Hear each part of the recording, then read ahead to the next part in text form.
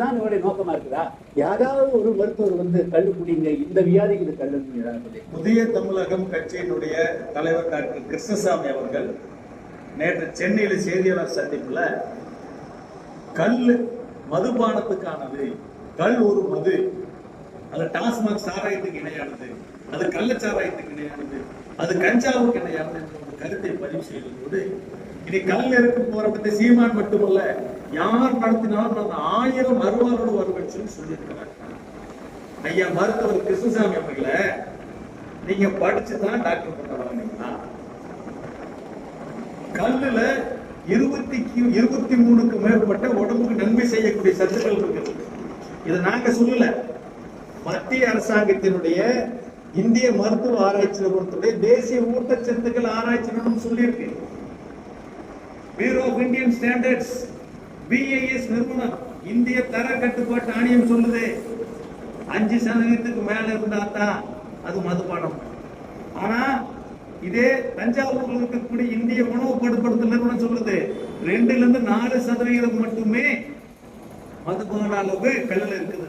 அப்போ 5%க்கு கீழே தான் இருக்குதுங்கிறத அரசாங்கத்தினுடைய அறிவியல் பூர்வமாக அமைக்கப்பட்ட ஆய்வு நிறுவனங்கள் சொல்லுது, ஆராய்ச்சியாளர்கள் சொல்றாங்க, அறிவியல் சொல்லுது. ஆனா நீங்க என்ன பண்றீங்க?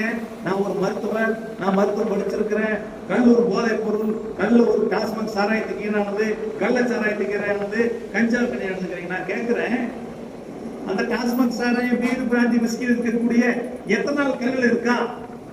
நிரூபிக்க தைரியம் இருக்கா? ஒரு லேபுக்கு டெஸ்ட் போட்டு உங்களால வாங்கிட முடியுமா? நாங்க வாங்கி தரோம். இணையத்துல உலகம் பூரா கிடக்குது. கல்லுல விட்டமின்ஸ் இருக்கு, புரோட்டீன்ஸ் இருக்கு, மினரல்ஸ் இருக்கு, அது ஒன்றும் நாங்க வாங்கி தரோம்.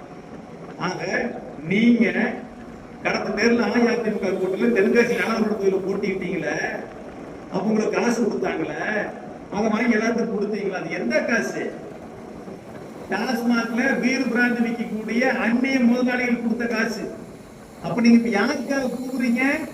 அந்நிய முதலாளிகளுக்காக கூறுறீங்க. அந்நிய முதலாளியோட கை கூலிய நீங்க தூவி கொண்டிருக்கிறீங்க.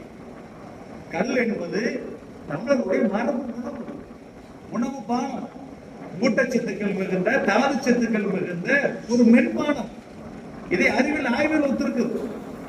உலகம் புற இருக்கிற நாடுகள் எந்த நாட்டிலுமே கல்லுக்கு தடை இல்லை. இந்தியாவில் தமிழ்நாடு தவிர எந்த மாநிலத்திலும் தடை கிடையாது.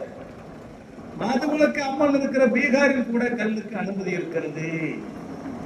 பக்கத்து மாநில கேரளா இருக்குது, போய் பாருங்க அங்க எப்படி கல்லை சிறப்பா பயன்படுத்துறாங்கன்னு. ஆக தமிழ்நாட்டில் கல்லுக்கு எதிர்ப்பு தெரிவிக்கிறவங்க